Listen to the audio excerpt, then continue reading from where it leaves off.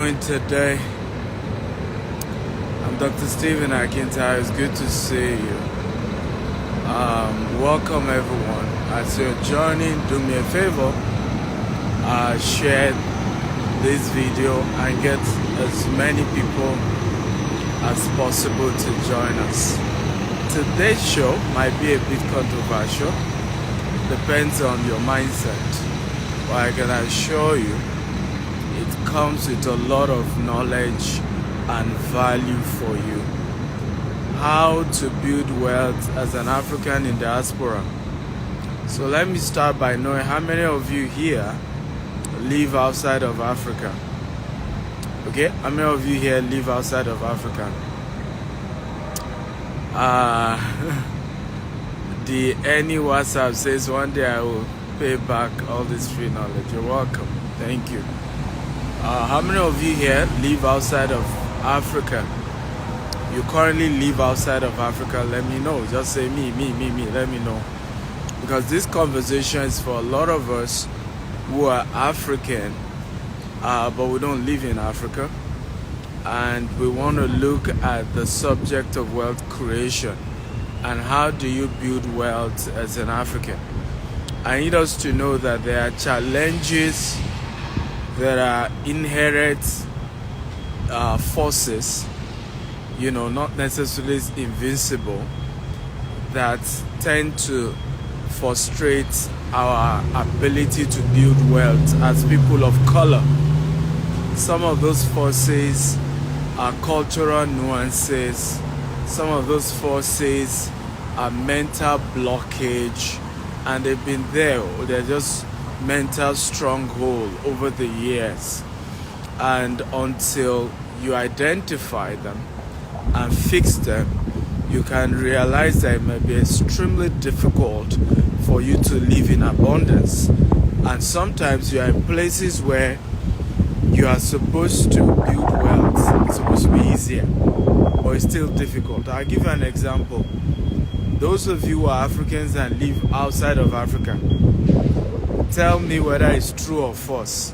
When you left Africa, your mindset was that you were going to a place where it will be easier for you to build wealth for yourself and for the next generation. True or false? Okay, for those of you Africans in diaspora, true or false? When you left Africa, your mindset was that it was going to be easier for you to build wealth outside of Africa for yourself and for the next generation. Okay, true or false? Now, how many of you, I want you to be honest with me, are not impressed with where you are financially today? Okay, just type me. How many of you who are in diaspora are not impressed?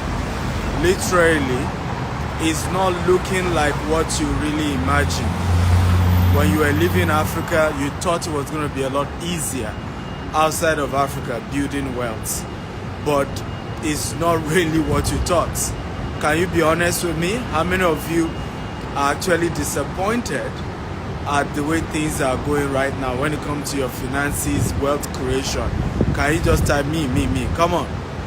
It's so bad that even those who claim the reason they left Africa was for their children, I look at a lot of children of immigrants right now in America, in the UK. It's even worse in the UK, right? Many are graduates and yet had to be working McDonald's. True or false?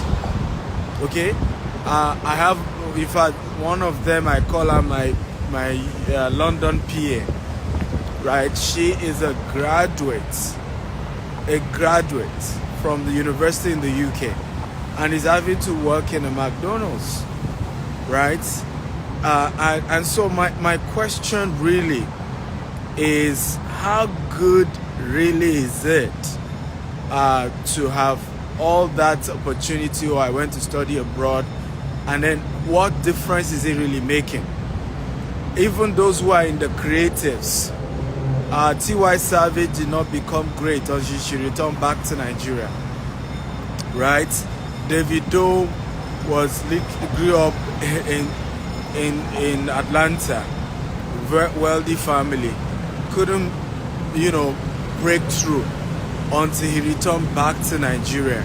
Same thing with Burna Boy, right? So what we are saying is a situation where it's not really working the way a lot of people plan. And I want to open you up to the first set of myths. I will start this conversation with myths about money that a lot of people in diaspora face that is responsible for not being able to build wealth the way they want. Are you ready? If you're ready, type I'm ready, I'm ready. Come on. Remember to invite more people to this conversation. It's going to be a really, really great conversation. There's so much you're going to learn. So invite more people, get everybody in here. Come on, let's go. Number one, myth is the myth of free knowledge. Okay? The number one myth is the myth of free knowledge. A lot of us, because back in Africa, many of us are used to free things, right? Your uncle that is rich occasionally send you money. Your family members. So we're used to things free. So we leave Africa and we're now in Canada or UK or US and we expect free knowledge, right? We expect that common knowledge is gold. Common knowledge, and I see people do that. So you move to this part of the world and then you're asking people in church, you're asking general people, how do I make it here? I don't enter Canada, how I go do it? And you fail to realize that what people don't have, they can't give you. So you are meeting people who have been in the US for 30 years. But yet they are still living paycheck to paycheck. And you decide to leverage or build your entire life in the US based on free knowledge from people who actually couldn't use that same knowledge they have to do something great in the last 30 years. I don't know if you agree with me that doesn't make sense. Come on, talk to me. Okay? So the myth that general knowledge is gold, free knowledge is gold in diaspora is part of the reason why a lot of people are not building wealth. Because the real knowledge that will help you to build wealth in this part of the world is not free. It's not free, guys. It's never free. It's expensive, okay, but it is the secret to becoming financially free. And if you decide to say, no, I don't want to pay, why should I pay to learn? What's the big deal? Kenny, big deal. Kenny, big deal. I met somebody taught me for free. Okay? And then you realize that you continue to struggle and struggle and struggle and struggle. So I want to ask you a question. Okay? Have you ever thought of it that where did the audacity come from? Where officially, right, that I started coming to the US is just 9 years ago. Okay? That I would say I now live in the US is probably going to be this year. And I'm already doing projects. I'm on a project over 400,000 units, $150 million. Another project, over 60 units, $50 million. How come I am new to America in terms of growing our empire? I practically don't live here yet. And yet I'm doing things that people who have been here for 30 years are not doing. Can anybody give me the answer? Why do you think it's so? Right? Why do you think I'm able to do big stuff, running to hundreds of millions of dollars, buying 40-acre property, starting another 19-acre property? This Saturday we're launching a 19-acre estate in Richmond. Why do you think I'm doing those things And people who have been in the US 30 years, 40 years, 20 years are not able to do that.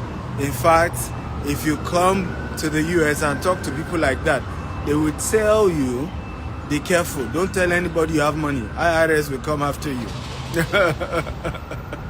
They will tell you, you know, you need to be careful, right? Don't show off. This is America. If you show off, they'll come after you.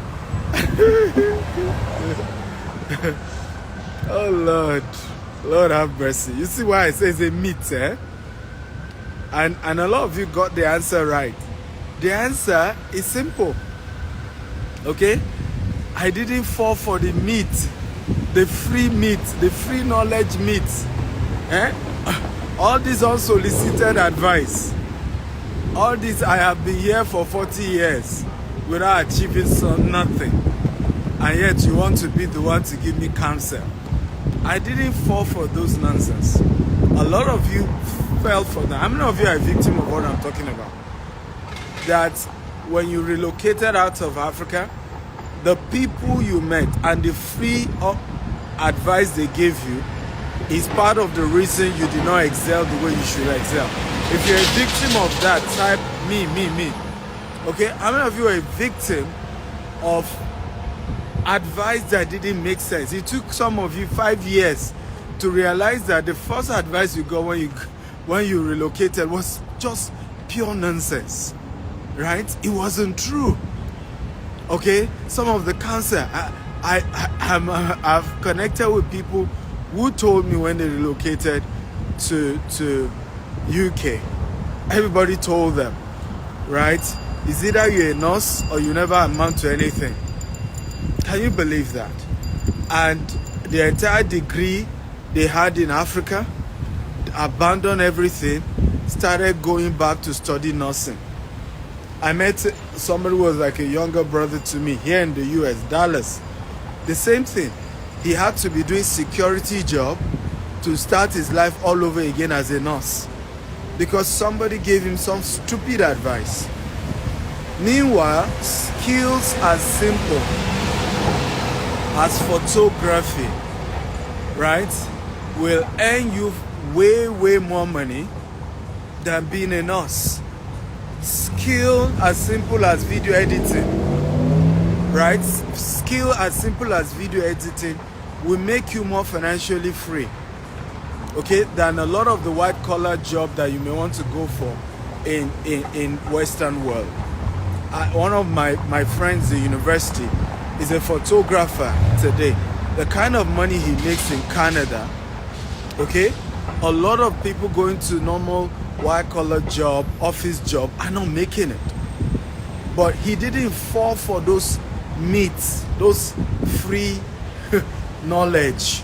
Good knowledge is free. Common knowledge is the best. He didn't fall for that. So the first thing you must be careful about, okay, if you're an African in diaspora, you must avoid, okay, free knowledge, particularly from people who have never achieved anything tangible. You have to look at where you're going and look for people who look like where you're going, okay, and learn from them. And I can assure you it's not going to be free. I met a guy here in America, Nigerian, no college degree, and yes, he did not do medicine like many of you, and he's been here for over 20-something years, right? He did not do what everybody, until today, does not have a degree, but lives in his own mansion, drives Rolls Royce, big cars. And I remember going to his office, massive office, has hundreds of people working for him in the same US. And the first thing I asked him, how do you protect your money in America? Okay, how do you, I'm starting big projects, I'm going to be investing a lot, we're going to be expanding big time. How do you protect your money? And the guy said to me, simple, it's $50,000 and I'm going to set up a trust for you. As simple as that. His way is very rich, but for him to still help me, I needed to pay. the reason why many of you are not making progress is that if you had met someone like that, you see him as a wicked person. Because you will be like, this guy's made it so much in America. I'm trying to learn from him, and he's asking me to pay $50,000. He must be a wicked person. Why can't he teach me for free?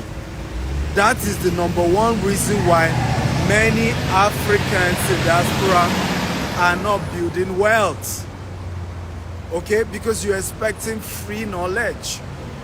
You're expecting free seminars. You're expecting things to be free. And I want to tell you how these countries work. You need to go for paid knowledge. Everybody type paid knowledge. Come on, everybody type paid knowledge.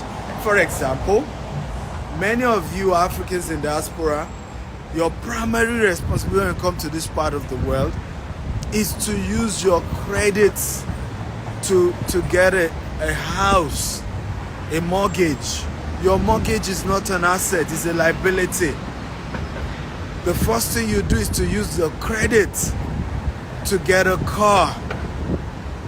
The car that you drive, okay, and use to take your family around is not an asset, it's a liability. Now, rather than many of you to go for seminars where they're going to tell you, how do you use debt to build wealth in America? How do you use debt to build wealth in the UK? How do you use debt to build wealth in Canada or whatever other country you are in? There's a reason why these countries charge you a lot in taxes. There's a reason why taxes as high, 25%, 30%, 35%, 40%. One of the reasons is because credit is what you are supposed to use to build wealth. Jeez. So, as far as they are concerned, they believe that you're using free money that has been made available by their financial institution to build wealth. That's AKA credit. So it's fair to give back 35% of that money. How many of you think it makes sense? What am I talking about? If I want to do business, let's say real estate business here, as long as it's a cash producing real estate asset, okay, from 5 to 30% is all I need to drop. I will get institutional funders to give me 70% of that money. And what they are just saying is that I have now turned 70% of free money, okay, to, let's say I now make a profit of $10 million from a $1 million I got for free from an institutional investment. Is it not fair for the government to say, give me back 30%? Come on, talk to me. Is it fair? If it's fair, type is fair. If it's not fair, type is not fair. But what do most African diaspora do? The credit system that you're supposed to use for a business and an investment, those are the two areas you should use credit for. Business and investment. Anything that is not a business, don't use your credit for it.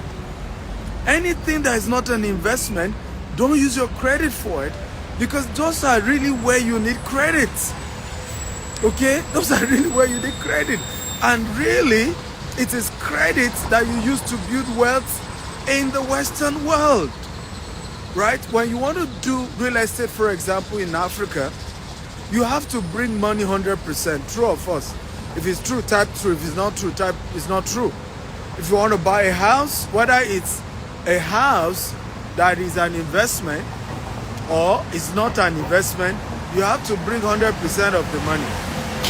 Same thing when you want to buy a car. You have to bring 100% of the money, isn't it?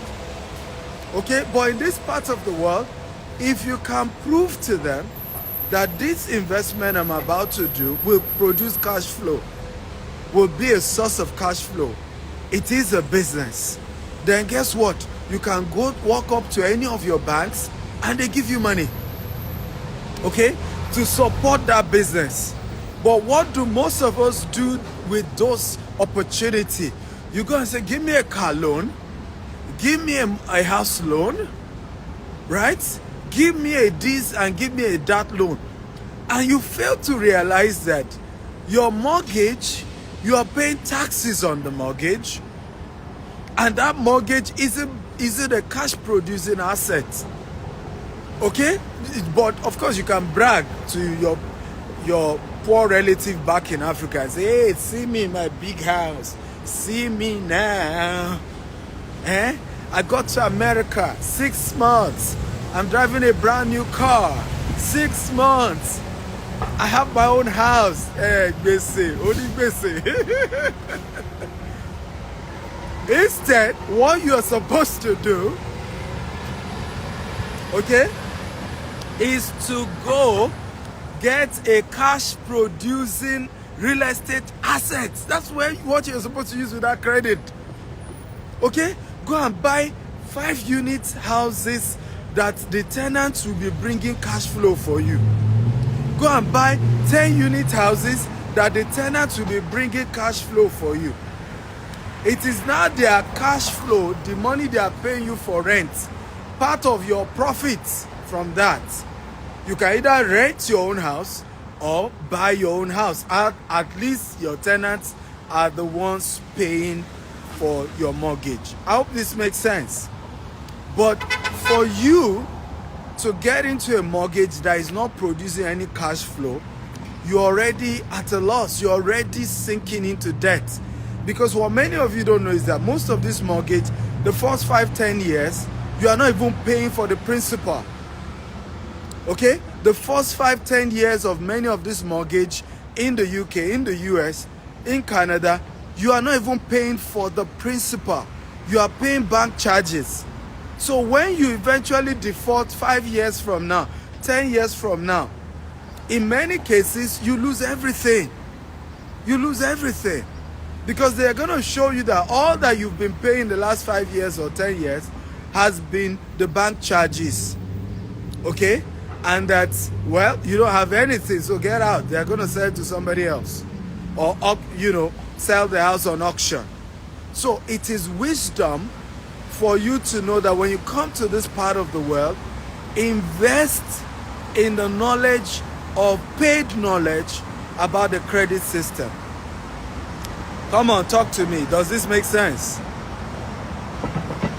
Right? Invest in the what?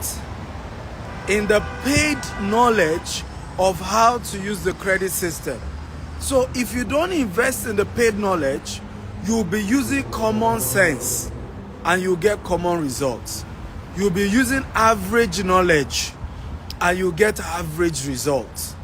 And because you haven't gotten to meet people who have been able to leverage on credit to build real wealth, you are just also talking to people who also don't know their right from the left. You know, they said that in a village of blind people, a man with one eye is the king, isn't it? So what I see in this part of the world is that a lot of immigrants from Africa are blind. And then when it looks as if one of them has one eye open, he becomes the leader and then gives unsolicited advice and everybody keeps running after that.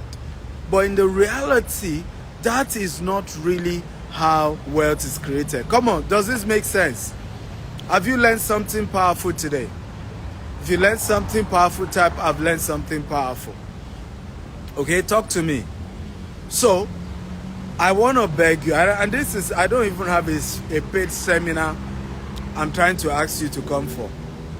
But I want to beg you, start looking for paid trainings in the area of, one, credit.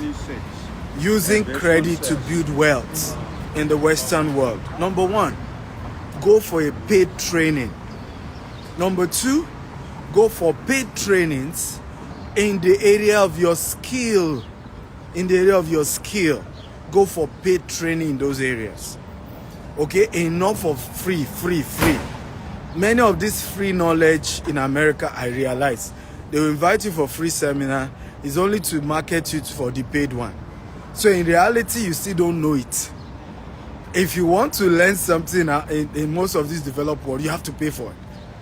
And because many of us have been used to free stuff from Africa, is the reason why we've not maximized the great opportunities that exist in the Western world. Okay? Number one. Are you ready for number two? Come on, talk to me. Are you ready? Are you ready? Are you ready? Number two. Number two. If you're ready, type I'm ready. I'm ready. Okay? Are you ready? Mix with people from other race. Mix with people from other race. One of the things I have noticed with the African community is that many, not all, are very negative, low-thinking people. Negative and low-thinking people. And many of us, who are in diaspora, maybe because you've missed home, you only want to mix with the association of Yorubas in Atlanta, association of Igbos in which country, association of Hausas, right? And there's nothing wrong with that. You should mix with your people. But many of these people, not all, are negative thinking and low thinking. So the day you are trying to take risks, they are the first to tell you no. And that's why you need to mix with other cultures who are not as scared as you are, who are not as negative as you are, as a lot of people from your culture are. Now, I will ask you a simple question. Just be honest with me. How many of you tried to start a business in diaspora and you spoke to your fellow African and their first question was not, be careful? Oh yeah, be honest. How many of you? Okay? If that was the answer, just type yes, that's what they told me. Right? You want to start a business, you want to start something new, and then you tell your fellow African, right? The first thing, they don't even have the detail. In fact, many of them, if you tell them, so what do you suggest? I don't know, I don't suggest anything, but hey, be careful. And then they go ranting about how others have lost money. They give you an example of other people who lost money. They tell you how things are never working. They just begin to bring up stories and stories and stories. Come on, talk to me. Now, how many of you have had situations where some who even kept quiet, they didn't discourage you, only came for what you were doing, and then a few weeks later, you see them trying to attempt the same thing you did? Come on, type me. How many of you have had those experiences? Right? The ones, that's why I say low thinking and negative ones. Because some are just negative, they will just tell you don't do it. Some who are not even negative, they are low thinking. They will follow you they will not say anything. They will follow you to see how you try to do it. And then a few weeks later, they are doing their own. Some will not even consult you. They just have started, boom, boom. Low thinking. Right? So try to mix. I understand that a lot of Africans in diaspora are victim of racism. Okay? But I have said this over and over again. The only time I've experienced direct racism, it was from black Africans. Right? African Americans. Okay? Or just Africans who just are stereotyping me because I'm a Nigerian and they're already thinking something else. Or African Americans who just, for whatever reason, because of my Nigerian accent, maybe one Nigerian has jilted the lady. I had an experience, I think 7 years ago or so. I went to Silicon Valley and I arrived quite early. I think I got to my hotel 1:30 a.m. And I'm at the highest level of Marriott's. So I'm entitled to what we call 247 check-in. Meaning, even if I come in 1 a.m., I'm supposed to be able to check in. And I got there, and the lady was an African American. And I was to check in, and she said, well, there's no room available. So I said, fine, but let me wait at the reception till she's able to get a room. Do you know what she said to me? She said, you have to leave this property. I said, why? She said, you have to leave because it's not safe with you being in this reception with me. I kid you not. For you to know that this was pure racism, I had to call Marriott customer care, and the customer care guy, service person said, that's not wrong. That's wrong, rather. That's not right. She's supposed to allow you in till they can get you a property. And the person said, you know what, take the phone to her. And this was a freezing cold winter. I was freezing. Say, give her the phone. Only to get back to the hotel, there was even a male African-American security guy at the reception with her. She still refused to allow me stay at the reception. I had to go to a different hotel entirely. Right? In fact, the customer service guy had to lead me to another hotel. Right? Pure racism. But I've only faced racism, I'm saying again, from black people. So if you carry the mentality of, oh, I'm black, I need to be careful around white people, I'm not sure I want to mix with other cultures, you are losing big time. Because some of the people will be so kind to you and really, really help you. Okay? Because you've left Africa, remember that. Right? If you really want to continue with all this African thing, then go back to Africa. You are now in another country. Be willing to mix with people of other religion, other race. Be flexible enough that they don't think like you, they don't talk like you, okay? But I can assure you, they will help you more, okay, than your own Africans or African Americans. Are we learning at all? So number 2, which is very, very important, okay, is that you need, okay, to move away from low-thinking people, negative people. If you're going to build wealth in this part of the world, low-thinking people, negative people, move away. I am that kind of person. In fact, I have had to work with, I've tried to, you know, some of the property stuff I've tried to get. Some of my regrets is trying to get properties and the agent is black and the agent is Nigerian. I'm telling you the truth. Because he's the one that will constantly be telling me, oh, this is against the law, this is America, we are careful this, you are, and sometimes I'll be like, hey, do you think I'm a baby? Did I mean, what do you guys think? Right? I know the law. So, and I know what is possible. But you have to push your dreams. You can't just be so rigid. You are scared of everything. Everything. I don't want to break the law. This is America. I'm careful. This is Canada. Oh, I want to be careful. And then you can't just even make any tangible decision.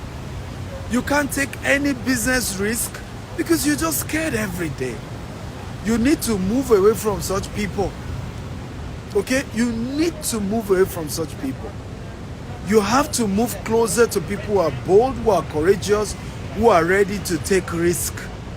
There is no greater, like I said, you decided to leave Africa. You decided. You are here now. Be bold. Can everybody type, I'm going to be bold. I'm going to be bold. How many of you here watching me are entrepreneurs? Those of you in diaspora. I want to talk to those of you in diaspora. If you're in diaspora and you're an entrepreneur, just type, I'm an entrepreneur. Okay? If you're an entrepreneur, just type, I'm an entrepreneur. Now, if you're a professional, type, I'm a professional. I'm focused on those of you in diaspora. This training today is mainly for those of you in diaspora, right? So if you're in diaspora, if you're an entrepreneur, type, I'm an entrepreneur. I'm not talking about you have a job and then you're also doing business. No. I'm talking about the only thing you do is business. Then type entrepreneur. If you are trying to mix the two, just type I'm a professional. Someone said I'm a professional student. One day I will hit on your own topic. All of you are coming to do students when you should just do a 3-month certification program, and you are on your way to making good money for yourself. One day I will attend to you guys. But if you can see from this conversation, majority of people even on those core are professionals, right? And that tells you that something is wrong here. Because how many of you agree with me that the easiest place to do business is outside of Africa? If you agree, type I agree. In terms of opportunity for financing, in terms of laid down regulations, in terms of predictability, in terms of the fact that the system don't change overnight. Like Africa, the government can just make a new regulation all of a sudden that can mess up your business. The government can wake up tomorrow and make an announcement and your entire business line is gone. Right? Entire business line is gone. You don't have that in this part of the world. If you can obey the first law I mentioned, go for paid training. Right? The reason why many of us struggle to do entrepreneurship outside of Africa is because we are not willing to pay. You want to start a restaurant business and you just think you can use your African sense to start a restaurant business in Germany. You want to start a tech company and you just think you can use your African sense to start tech company in Switzerland without going for proper training that helps you to understand the Switzerland law, how Switzerland works, and including how to fund such type of business in Switzerland. Okay? So the reason why a lot of us aren't doing business entrepreneurship is because many of us aren't willing to go for informal paid trainings about how exactly do you do business in those parts of the world. True or false? If you agree with me, type I agree. If you don't agree, type I don't agree. So as you can see, even from this live core, majority of you here, okay, are professionals. You haven't taken the risk to go start a business or to invest. And the reality is this: some of these countries, the people who run them are capitalists, and they've structured this country such that you can never be rich until you become a capitalist. And I'm being honest with you. Even those countries who play like they are socialist, in reality, okay, the real people running the system behind the scene are capitalists, and they've created some monopoly around those businesses. They may not use their face and all of that, but that's what's going on. So if you're in a country where the major way to make money is to become a capitalist, and you decide not to be a capitalist, you can see that you're losing big time, isn't it? Right? You're losing big time. So some of these countries require that you take risk. Go start a business. Right? If you fail, you failed. You dust yourself up and you start all over again. Declare bankruptcy. Now, let me ask you a question. How many of you know that America is the easiest country to declare bankruptcy? True or false? Okay? I'm just using America because I'm here in the US. True or false? America is the only country you can start a business, create a mess. In other words, you failed in the business, you have so much debt in the business, and you can go to a court and say, hello, your judge, well, I have failed in this business, I'm no longer interested again. And you declare bankruptcy, the taxes you owe, forgiven, clients you owe, gone, right? Vendors you owe, gone. Everybody, nobody can come after you again. Now, where else can you do that? Even in Nigeria, you can't do that. Okay? You can't do that in Nigeria. You can't do that in many African countries where most of you came from. Right? You're going to be in jail for a long time. And I'm talking about people have declared bankruptcy over a business that is owing $10 million, $20 million. Donald Trump had declared bankruptcy over some of his business that even owing hundreds of millions of dollars. And it was all gone. And he started all over again. And it was all cool. You can't do that in many African countries, guys. So these systems, okay, favor you being able to take risk and become an entrepreneur. So 2 ways to really become wealthy in diaspora. Number 1, be an entrepreneur. So that becomes number 3 points in today's training. Be an entrepreneur. I'm not asking you to quit your job, but you can start gradually. But remember number 1 law that I taught you today. Before you start any business, go for a paid training. Stop all this free nonsense, free knowledge, free advice. Go for a paid training about the business you want to start. It's only in Nigeria, Ghana, Cameroon, different African countries, you can watch your neighbor succeed in a business and go and start the same business without even getting coaching from your neighbor. True or false? Come on, talk to me. True or false? How do most of us start business back in Africa? Is it not by copying another friend that is doing well, and then you go and start the same business? You did not even get free advice, even to go and meet that friend and say, my best friend, I want to start your kind of business, come and coach me. No. Once you see that, your friend that used to borrow from you suddenly bought a car, bought a house, employ people, be like, Omo, there is real money. Right? There's real money in Richard card business. Let's go, let's go. The same thing is happening in my industry, real estate. Everybody is doing real estate in Nigeria now. Everybody. Right? Now, for them to go for training, there's nothing wrong in them doing real estate. But at least come and meet someone like me that's risen from zero to the top and say, so teach me how you did it. Right? A lot of Africans will not go for training. They just start the business based on observing somebody else. Now, the same attitude we bring to diaspora, the same attitude you bring to Canada, you bring to Germany, you bring to US, you bring to UK, where you just want to start a business just because somebody else is doing it.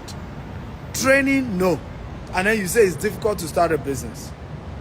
So I hope you've learned. That's number 3. Number 4, be an investor. If you really want to be financially free and build wealth in diaspora, you must set aside a portion of what you are earning right now and put it into something. Example, fractional shares. Right? 3 months ago, Tesla was really down. Okay? It's gained almost 10% again. So it simply means that if you had bought Tesla shares 3 months ago, okay, you already have 10% profits in just another 3 months. And there's likelihood that it's going to get better. So you can buy a fractional share. So what do I mean? Let's assume Tesla share, I'm just giving an example, is going for $400. But all you can afford to keep aside, right, every month is $200. You can buy a fraction of 1 Tesla shares. So every month you are able to buy a fraction. You're able to buy a fraction. That is how wealth is built here. Right? So put a portion of your money into an investment. That's the way money works for you. Instead of working for money, put a portion into different types of investment. Again, oh, Dr. Stephen, which investment should I do? Go for the training. Okay? There are several trainings that exist in whatever city you live in on different investment opportunities that you can do. Go for training. Don't just jump into anything. I run several trainings. I have several videos on YouTube. You can go watch on different investment opportunities. You can send me a DM. My office can give you our coaching programs on different investment opportunities that we have. And you can be part of that as well. But it's important to know if you're really serious about building wealth in this part of the world, okay, a portion of your money has to go into investment. That's how it's done. Hey, Tabi, how are you? Can I pull you up, Tabi? Okay? If you want me to pull you up, I'll pull you up. I'm not walking to your house. Right? If you want me to pull you up, please let me know so I'll pull you up. Tabi is one of my amazing gist partners. So, you want to make sure, if you are really serious about building wealth in diaspora, start a business. But get training before you start. Okay? Invest a portion of your money. Okay? Invest a portion of your money. Every month, there are different types of investment. You can just be putting $200 this month, $500 the next month, $300 the next month. I promise you, 10 years down the line, okay, you will have built an amazing passive income, amazing portfolio of passive income. You will be surprised with yourself about what you have built. Okay, you'll be shocked. Everybody that I've met in diaspora that is financially free are entrepreneurs. One of my friends, he's hosting me in Glasgow. I'll be in Glasgow in June, right? And he moved from, he used to be in Dubai, but he's an entrepreneur. Then moved to London, then moved to Glasgow. You see, big boy things, eh? Now he bought his house in Glasgow. The house has his own lake, he can drive his own boat. Massive house. I think it was £2 million that he bought the house. He just sent me a picture recently, bought the brand new Rolls Royce. Okay, brand new Rolls Royce, brand new. And I can give you an example of several friends like that I know. Okay, all of them who really are doing well, they're entrepreneurs and they are investors. Those who are not entrepreneurs are big-time investors. They are buying shares, they are buying real estate, they are just buying vehicles, tools that is constantly generating passive income for them. But that's really how wealth is created. So, how many of you have been encouraged today? If you have been encouraged to build wealth in diaspora, type I'm encouraged, I'm encouraged. This is part 1. We'll get more deeper in part 2, and I probably will go hard on you guys. Okay? I don't know why I'm nice today. I intended to be very hard and tough, and break things down. Because some of us in diaspora, if you don't hit our head well, we're not going to be encouraged to really take some tough decisions, right? But I think I'll be nice. I may not be this nice tomorrow. This is part 1, but the goal is to encourage you to either start a business, of course, with proper training, with proper education, or to start investments. Okay? You cannot continue a job for 30 years. Nobody becomes rich, okay, by working for 30 years. It doesn't just work that way. Yes, a penny saved here, a penny invested there equals wealth. Temi Ajibewa. Very true. A penny saved here, a penny invested here equals wealth, right? So you have to understand little by little. Many of you have been in diaspora for 10 years now. Some of you 15 years. You even go to church and do anniversary. But in reality, you cannot boast of $1 million. That's a shame. That's a shame. Right? That's a shame. Okay, if you're here and you can't boast of $1 million, 10 years being in diaspora is a shame. 20 years, 21 years, I am the one saying it is a shame. Okay, it's a shame. My first year in Dubai, we did almost $20 million. First year. So I'm not talking about what I've not done. Okay, I'm not talking about what I've not done. Okay, this is my first year, fully, operating real estate projects that is 100% owned by our company, right? 100% owned by our company, and I know what we're already attempting. Okay, so it's a shame if you're here 10 years, 20 years, and you can't boast of, being able to control $1 million. It's a shame. Something is wrong. And somebody said the definition of insanity is doing the same thing over and over again and expecting a different result. It's the definition of insanity. Many of you went through hell to leave Africa. You went through hell to leave Africa. You sold what you had. You left all those you know.